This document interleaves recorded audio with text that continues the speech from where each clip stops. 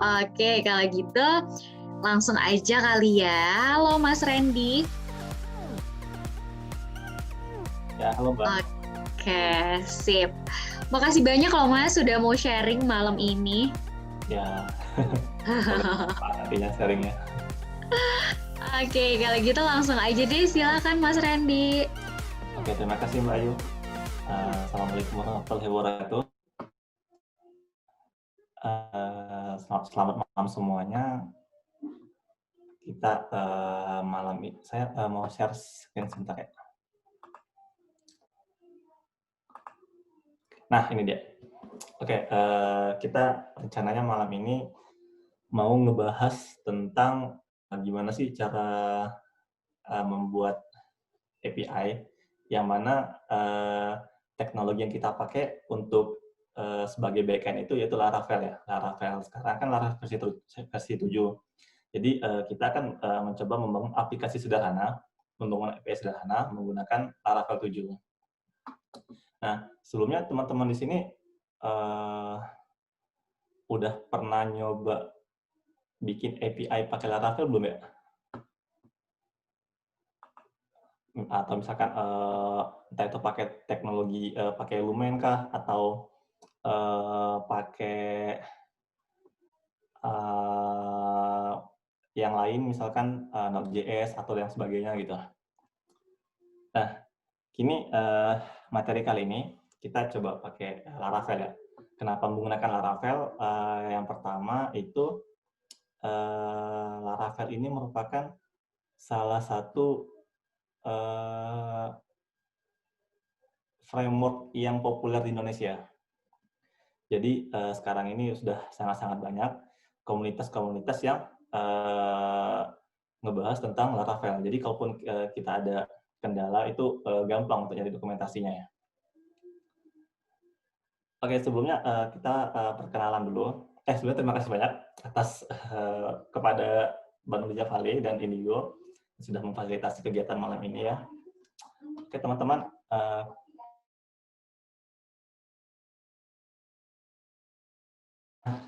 perkenalan dulu. Nama saya Randy Bustari. Sekarang ini saya di Cyber Army sebagai DevSecOps ya. Sebagai DevSecOps dan juga saya ikut ngoding sebenarnya. Saya scope saya di Cyber Army ngebangun aplikasi Cyber Army itu sendiri dan juga memastikan bahwa aplikasi itu berjalan dan aman. Nah, mungkin teman-teman di sini masih banyak yang belum tahu ya apa itu Cyber Army gitu ya. Nah, kita coba perkenalan dulu kali ya sebentar ya tentang apa sih Cyber Army itu. Oke, ini video singkatnya ya.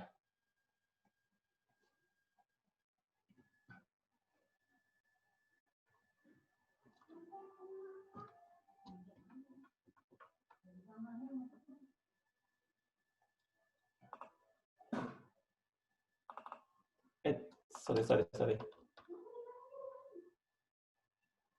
Ini kok suaranya tidak ada.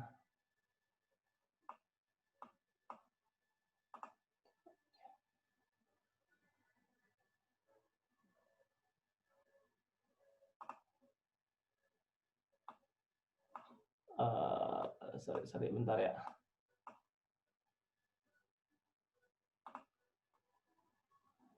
Bentar, ini kok tidak ada suaranya ini.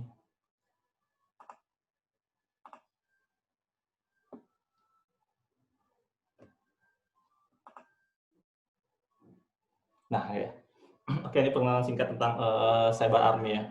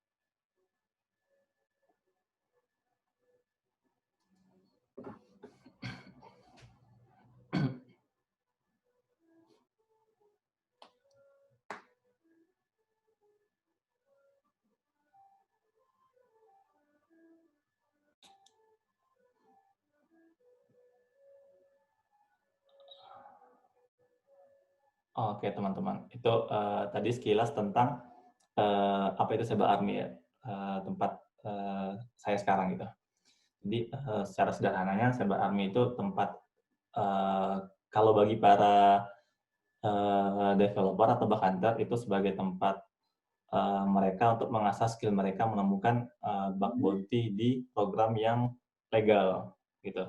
Jadi dan bagi perusahaan juga atau company yang punya produk, Cyber Army menjadi wadah untuk uji coba testing aplikasi mereka aman atau tidak. Itu sekilas tentang Cyber Army. Oke, nah kan kita pengen bikin ini ya, bikin API dengan Laravel 7 sebagai backend-nya. Nah, sebelumnya kita berkenalan dulu nih dengan API. Kita kenalan singkat. Apa sih API itu sebenarnya? API itu apa? Terus jenis API yang populer sekarang dipakai itu apa? Terus API ini respon yang diterimanya seperti apa gitu. Kita bahas sekilas ya. Jadi malam ini kita lebih ke teori dulu tentang API. Besok insya Allah kita mulai praktek ngodingnya ya. Oke. API ini singkatan ya dari Application Programming Interface. Sederhananya, API ini merupakan metode yang digunakan untuk komunikasi antar komponen dalam software. Jadi sebenarnya kalau teman-teman ngeh ya, ini kan API ini kan metode yang untuk komunikasi ya antar dua komponen ya. Kalau zaman dulu itu misalkan kayak printer, kalau kita pakai printer itu kan kita harus install driver-nya ya. Nah, driver itu API. Jadi gimana caranya komputer kita atau laptop kita itu bisa berkomunikasi dengan printer. Nah, itu kan butuh ada yang menjembataninya ya. Nah, itu namanya API. Nah, kalau sekarang kalau teman-teman biasanya dengar API itu untuk ini ya, untuk payment gateway atau upload atau mengambil info produk di marketplace. Jadi kalau biasanya marketplace yang udah gede itu mereka menyediakan open API yang mana kita bisa upload foto-foto produk kita di marketplace mereka gitu. Lalu ada ongkir dari berbagai ekspedisi. Jadi kalau misalkan teman-teman ada aplikasi yang berkaitan dengan jual beli, biasanya itu mencantumkan estimasi harga gitu ya, harga ekspedisi. Nah, itu harga ekspedisi itu biasanya kita dapatin dari API pihak ketiga gitu. Atau misalkan login dengan akun sosmed. Nah, misal kalian menggunakan suatu aplikasi di mana mereka menyediakan untuk login udah nggak perlu susah gitu loginnya, cukup menggunakan sosmed kalian nih, misalkan menggunakan Gmail atau Facebook gitu. Nah, itu mereka sebenarnya API ya, bermain di API. Dan tanpa sadar kita pun sebenarnya udah menggunakan API mereka gitu untuk memenuhi kebutuhan kita. Dan masih banyak yang lainnya ya terkait contoh API ini. Nah, sekarang ini API yang paling sering didengar atau yang paling populer itu yaitu RESTful API. Gitu. RESTful API itu sendiri merupakan representational state transfer.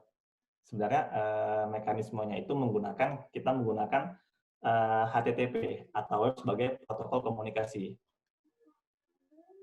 Jadi kita ketika nge-request ke API pihak ketiga itu melalui domain biasanya, melalui HTTP ya, melalui internet sebagai protokolnya. Jadi itu yang sekarang lebih populer ya.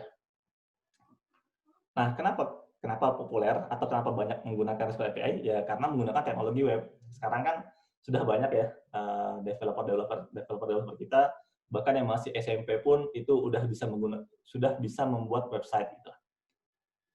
Nah, dengan membuat website sendiri kita bisa membuat yang namanya API gitu. Yang namanya RESTful API tadi. Lalu alasan kedua, mudah dibuat dan diintegrasikan dan dicoba. Ini gampang banget ngebikin API itu gampang banget, integrasinya juga gampang dan uji cobanya juga gampang. Kita bisa menggunakan Postman untuk uji cobanya gitu. Dan dibuat menggunakan teknologi apa, itu sebenarnya banyak. Bisa menggunakan PHP, ataupun bisa menggunakan JS, Golang, dan sebagainya gitu. Cuman di Indonesia sendiri, yaitu PHP masih banyak ya, PHP user itu masih banyak, dan terutama Laravel di bidang framework Laravel. Nah, itu. Nah, ini alur komunikasi ketika kita menggunakan RESTful API, di mana si klien itu mengirim request ke API, dan API ini akan meneruskan ke server. Jadi server itu menerima, ini loh ada request dari klien gitu. Nah, maka server akan memproses request tersebut gitu. Klien minta apa? Misalkan klien minta info produk semuanya gitu. Oke, diproses sama si server, lalu server membalas request klien tadi. Nah, klien menerima request. Dalam bentuk apa nerimanya? Biasanya mereka menerima dalam bentuk JSON ya. Kalau sekarang kan kayaknya udah jarang banget ada yang ngirim API itu dalam bentuk XML. Nah, kalau dulu mungkin banyak XML ya. Kalau sekarang itu paling banyak JSON. Nah, kenapa menggunakan JSON? Nanti kita bahas. Oke, lanjut. Nah, karena RESTful API ini menggunakan HTTP atau web sebagai protokol, tentu ada beberapa hal yang didukung oleh RESTful API ini, seperti HTTP header. Nah, ini teman-teman, kalau teman-teman lihat di HTTP header ini merupakan informasi tambahan yang bisa dikirim oleh klien atau server. Nah, informasinya apa aja? Informasinya itu bisa berupa accept, content type, atau accept language. Nah, content type accept ini misalkan kita udah nentuin nih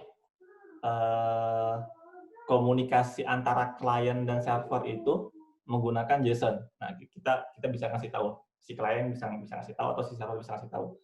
Misalkan API kita hanya menerima request dalam bentuk JSON tipenya ya. Lalu content type-nya berbentuk JSON, dan language-nya misalkan ID. Nah, gitu. Dan si server itu bisa nolak kalau misalkan klien ngirim bukan merupakan JSON gitu. Jadi ini kesepakatan sih, rules dari si server biasanya. Server maunya nerima dalam bentuk apa. Nah, kalau di Laravel sendiri, mau kita ngirim dalam bentuk JSON, content type-nya ya, mau kita kirim dalam bentuk JSON ataupun dalam bentuk yang lain, dia ketika sampai di Laravel itu sama, bentuknya sama, dalam bentuk array. Jadi kita tidak perlu nge-parsing lagi ya, nge-convert atau ngecek ini dikirim dalam bentuk JSON atau bukan. Kalau misalkan JSON kita convert lagi gitu, itu nggak perlu ya. Di Laravel itu udah diatur semua sama mereka gitu. Jadi kita tinggal pakai aja.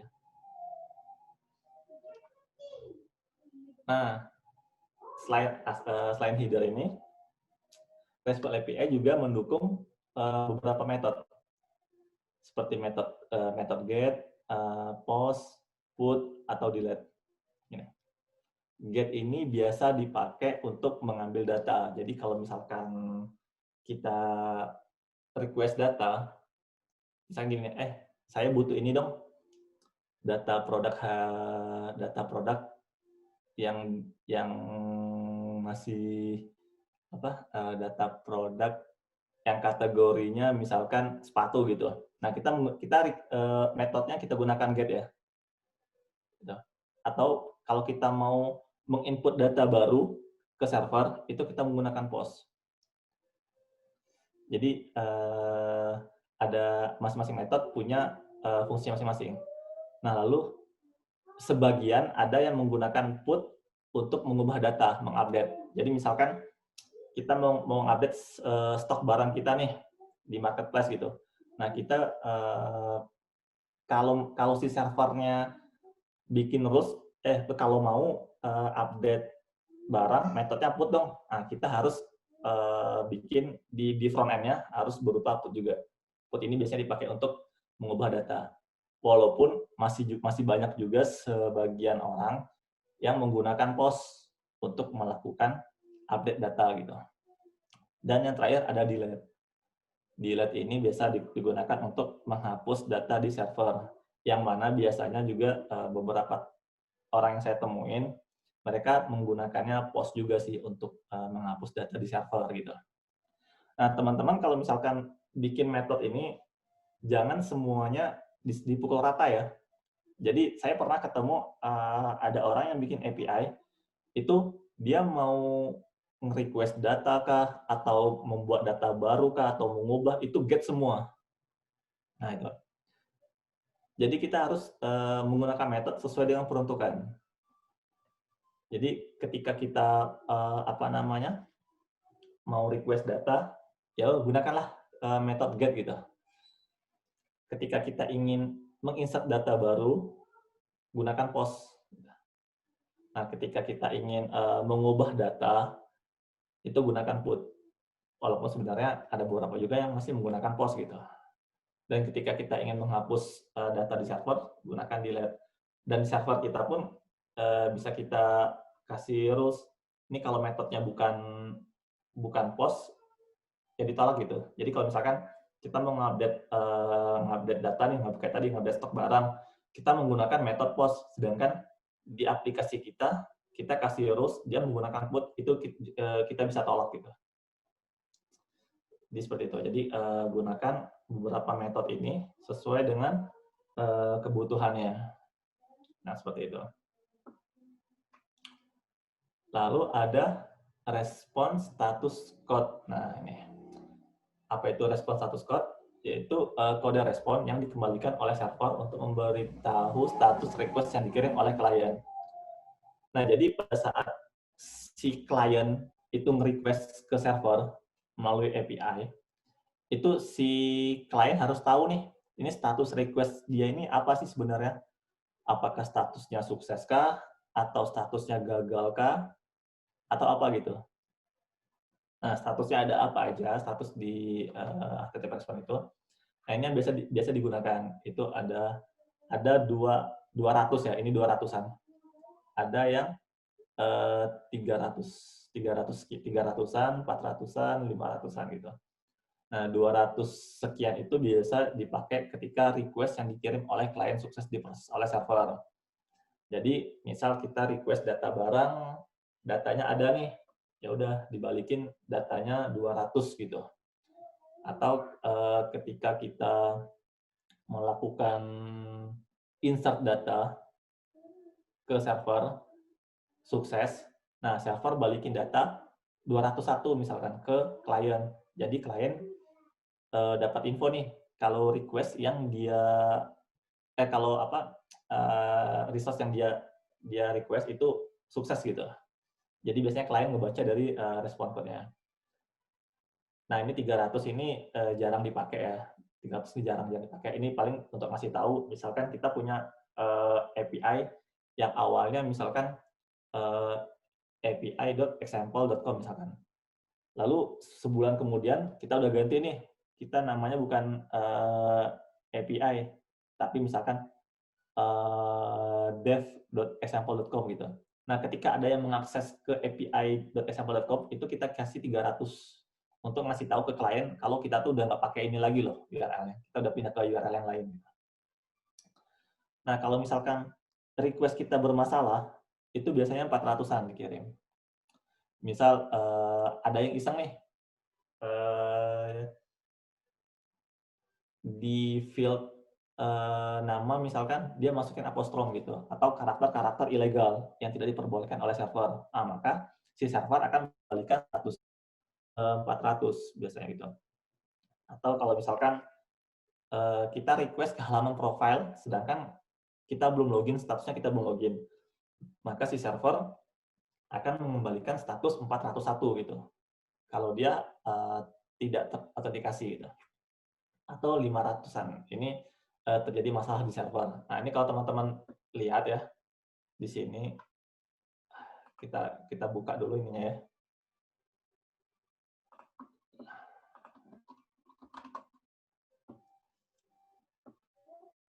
sorry, HTTP response code.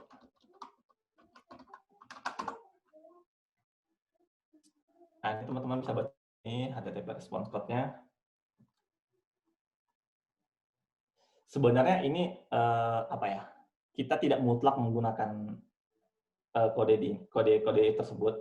Teman-teman bisa bikin yang lain. Misalkan, saya nggak mau menggunakan 200, maunya bikin 700 gitu. Ya sebenarnya nggak masalah. Cuman kan secara standar yang sudah dipakai kebanyakan orang itu udah seperti ini gitu. Pakemnya udah seperti ini. Nah ini ketika kita request, oke nih request kita, maka nilainya 200. Ketika kita insert data, biasanya 201 gitu. Lalu ini yang 400 sekian, itu client L. Misalkan kayak tadi nih, nomor handphone, tapi kita masukin karakter berupa string gitu, bukan huruf gitu. Ya kita balikinnya 400 gitu, get request gitu.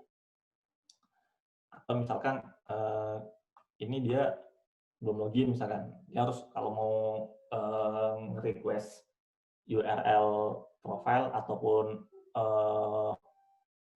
misalkan detail produk harus nih misalkan kalau dia belum login kasih 401 gitu. Atau misalkan dia nge-request halaman yang tidak diperbolehkan. Nah, itu kasih 403. Nah, ini bisa kalau misalkan kita nyari barang tapi barangnya nggak ada gitu. Nah, kita bisa kasih 404 gitu. Dan ini kesepakatan lagi ya. Bisa 400 atau bisa 404 gitu. 404 kan tidak ditemukan, malah tidak ditemukan. Nah, seperti itu. Jadi, teman-teman jangan menyamakan seluruh respon. Mau apapun yang terjadi, responnya 200 semua. Nah, itu ada. Itu cukup banyak teman-teman yang bikin respon status kodenya itu, balikannya, itu 200 semua. Jadi mau data yang kita minta itu tidak ada, misalkan saya butuh data dengan kode ID B1145 misalkan. Setelah dicek ke server, nggak ada gitu. Dia balikin 200. Nah, si klien kan bingung. Si front end ini, si kliennya bingung, kok datanya bermasalah, tapi kok 200 gitu. Atau misalkan kita mengakses halaman yang tidak ada gitu, halaman tidak tersedia. Yang mana yang harusnya 404 kan kodenya, tapi kita 100. Nah, itu bingung ya. Si klien nanti bingung ini. Loh, ini kenapa ini 200 gitu? Harusnya 404. Nah, jadi teman-teman bisa baca-baca nanti tentang kodenya apa aja nih. Jadi disesuaikan apa yang terjadi di server dan ketika ingin dibalikan ke klien itu kodenya disesuaikan. Jadi sama kayak tadi, yang pertama tadi kan metode ya. Metodenya jangan dipukul rata get semua, mau itu post, mau itu insert, mau itu put, get semua. Nah itu jangan. Lalu yang status code. Ini kalau bisa disesuaikan. Nah gitu. Nah, karena RESTful ini menggunakan HTTP atau sebagai protokolnya, yang mana URL public ini, linknya kita akses di browser kita, bersifat public ya, open public ya, secara tidak langsung itu bersifat open public. Nah tentu ini menjadi perhatian kita sebagai developer, apakah API yang kita bangun ini aman atau tidak dari serangan orang gitu. Atau misalkan kita punya data-data kredensial yang mana data tersebut seharusnya dimiliki oleh atau bisa diakses oleh orang tertentu, tapi ini bisa diakses secara bebas gitu. Misalkan nomor KTP ya, KTP itu kan data yang kredensial gitu. Nah, kalau misalkan kita tidak mengamankan API kita, itu data KTP itu bisa dilihat, dikonsumsi oleh siapapun itu secara bebas. Nah, bagaimana cara supaya data KTP itu aman? Nah, kita harus melakukan authentication dan authorization gitu. Apa itu authentication gitu? Nah, authentication ini merupakan validasi data kredensial pemilik identitas. Jadi kayak gini, misalkan kita punya endpoint di API kita itu tentang data pembayaran lah, di mana data pembayaran itu ada kartu identitas atau nomor kartu kredit si user gitu. Nah, itu kan kita bikin kondisi nih, kalau mau akses endpoint tersebut harus login loh gitu, harus login. Nah, ketika kita login, server akan validasi, benar nggak username dan password, username atau email dan password yang dikirimkan ke klien oleh klien kepada ke server itu benar atau enggak gitu, kita validasi. Nah, jika benar, maka authentication-nya terlewati. Lalu proses yang kedua, authorization. Authorization ini yaitu memvalidasi lagi apakah pemilik identitas yang sudah lolos dari autentikasi ini punya hak akses untuk mengkonsumsi resource yang diminta gitu. Misal kayak tadi nih, data pembayaran. Oke, kita udah melakukan login nih, dan udah sukses, login kita udah sukses di API tersebut. Kita bisa melihat data-data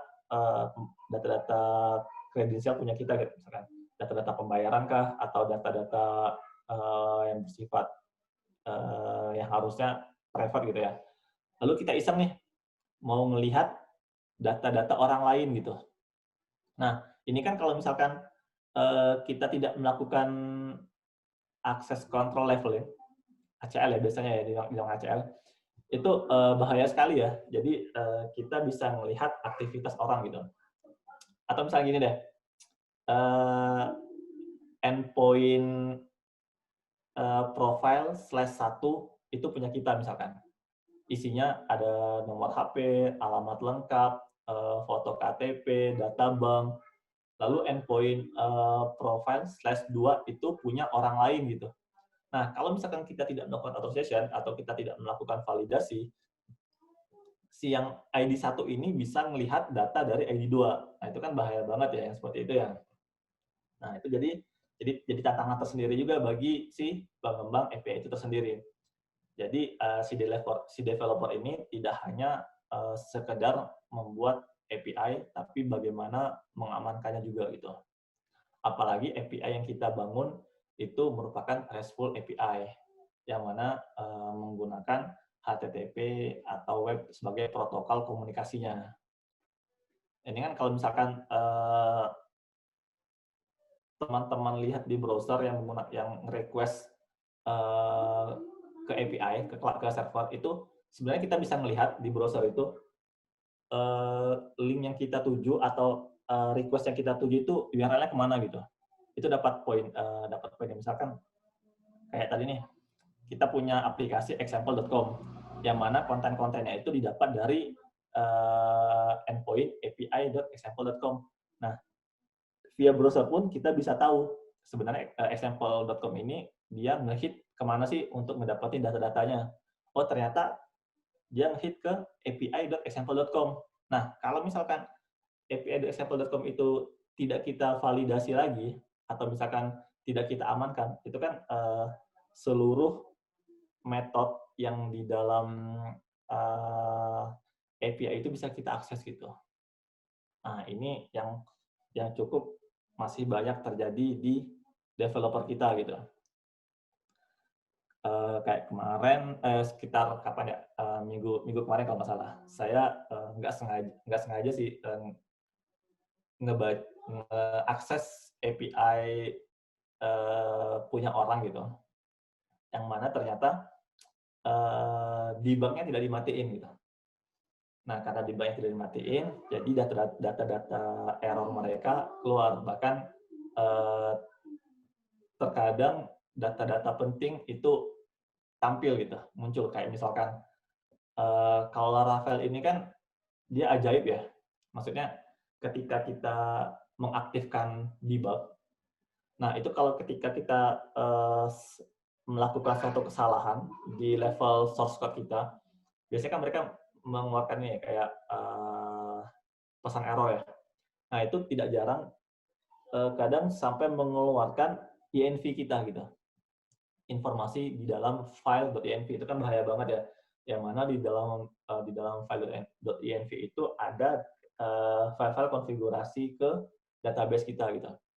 Entah itu ke database atau ke email kita, email yang dipakai untuk service, atau misalkan kalau kita pakai kayak Amazon ataupun apa itu data-datanya kelihatan semua. Nah, itu berbahaya sekali itu. Nah, jadi tugas kita, sebenarnya tugas developer itu tidak hanya membuat API udah jadi, gitu, tapi harus dipikirin juga bagaimana cara mengamankan API tersebut. Gitu. Nah, lalu kita masuk ke tentang JSON, JavaScript Object Notation gitu ya. Ini yang di awal-awal tadi saya sampaikan, bahwasanya RESTful API ini biasanya data yang diterima oleh klien itu berupa JSON gitu. Nah, JSON ini merupakan tipe data objek pada JavaScript. Jadi data-data yang kita kirim itu tipenya objek semua ya. Si server itu nge-provide data yang diminta oleh klien dalam bentuk JSON gitu. Nah, ini contoh JSON. Nah, kalau teman-teman lihat, ini kan simpel banget ya, JSON yang seperti ini ya. Ada first name, ada last name, ada contact person. Nah, ini kalau misalkan kita ada objek dalam objek, kita bikin seperti ini nih. Jadi si klien enak nanti mengolah datanya. Dan bagi orang awam pun, mereka langsung tahu loh.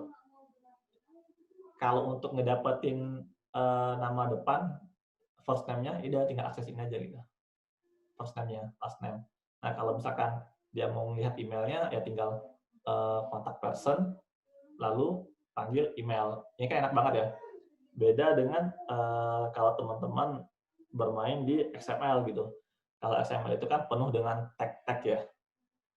Misalkan tag first name-nya, ada tag lagi itu kan banyak banget itu tag-tagnya. Nah, sedangkan kalau JSON ini dia lebih enak dilihat gitu. Lebih enak dilihat, lebih gampang dimengerti, bahkan orang awam pun cepat ngerti gitu tentang JSON gitu. Nah, ini yang tadi kenapa kita menggunakan JSON. Nah, yang pertama ya populer ya, karena kayaknya saya jarang ketemu API itu yang dari servernya yang ngasih dalam bentuk selain JSON, itu jarang. Biasanya selalu JSON ya. Kalaupun kayak XML ataupun yang lain itu biasanya perusahaan-perusahaan berplat biasanya mereka masih menggunakan yang lain gitu, tidak menggunakan JSON.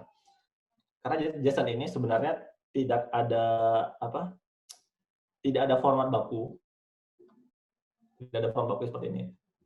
Jadi sebenarnya JSON itu kita bisa dengan sesuka hati gimana cara ngeformatnya gitu. Tapi kan developer yang baik itu developer yang bisa mendeliver data dalam bentuk JSON yang bisa dimengerti dan diolah oleh klien gitu. Nah, kalau misalkan yang kita kirim ini misalkan kita kirim dalam bentuk yang harus diolah lagi oleh si klien, itu kan bikin repot di kliennya ya. Nah, kalau misalnya kita kirim sesederhana ini, ya udah klien tinggal panggil aja gitu key-nya. Jadi ada key, ada value, ada key, ada value gitu. Jadi kalau dia mau manggil key-nya first name, ya udah value-nya Randy gitu. Nah, sesimpel itu kalau pakai JSON gitu. Mudah dimengerti dan hampir seluruh bahasa pemrograman sudah support JSON gitu.